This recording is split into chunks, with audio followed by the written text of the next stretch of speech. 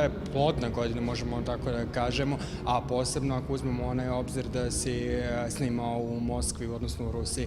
Me interesuje, pretpostavljam da ti to tokom te godine najteže palo u smislu da si bio odvojen od porodica, znam koliko si vezan za njih dvoje, posebno za Ninu, pošto ona vaša mezimica, ali tako? To je najveći uspeh, ali ne mogu da ga pripišem sebi, to ipak moram da se ozbiljno zahvalim produkciji koja mi je omogućila da svaki 5. dan ja budem u Beogradu. I to ne na jedno popodne, nego na 3-4 dana. Napravili smo takav balans da zapravo 5 dana tamo snimam, 5 dana budem ovde u Beogradu. I to je bilo jedno minimalno odsustvo u odnosu na ono koliko su neki drugi očevi odsutni od svoje kuće. Inače, za mene je to prava mera. Ako bi morao više da odsustvujem, verujte, odrekao bi se posle.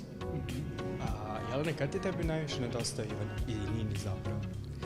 Pa, kako da kažem, mi smo vezani, nas troje smo mnogo vezani i kada neko fali, onda, kako da kažem, nedostaje puno. Ali navikle smo da se dobro organizujemo i kada smo same, vrlo kvalitetno provodimo vreme, idemo u bioskop, u pozorište, sa kumama, šetamo po gradu, a onda kad tata dođe, onda obično biva da mama bude isključena iz društva. Znači, ona je... Nije tačno, to je Jelena priča ko šalu, naravno da nije tako. Onda stane sve, osim nas. Jer bukvalno tad se dogovorimo da kad smo zajedno sve zaustavimo, da mi ne moramo nešto histerično da trošimo vreme, nego da ako nam se leži, da ležimo.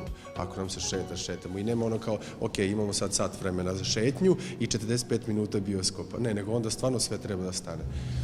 I to je... Šta, hoćeš da kažeš da nije? Šta? Ne, nisi razmazio, ali tako? Ne, kažem, hoćeš da kažeš da nije Nina više vezano za tebe? Pa jest. Ma to je, molim vas.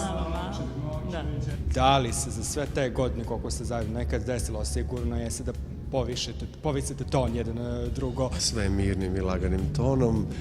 Mi živimo u stanu, sa 4 strane su komšije.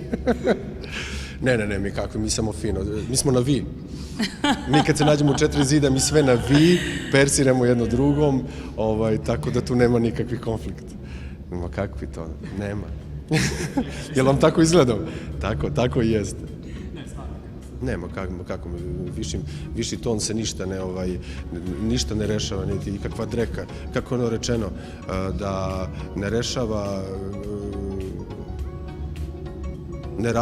ne raste drveće i trava, ne rastu biljke od grmljavine, nego od tihe kiše. Tako da, stvarno, ne, ali ne znam, ne sam to pročitao, možda je to pravi primer, ali znate šta su, ljudi, različiti su ljudi, različiti su odnosi, svaki brak je zapravo onako jedan kosmos za sebe i stvarno ne bi trebalo da ikome prepisuje ikakve recepte, različite hemije, različite okolnosti u kojima živimo.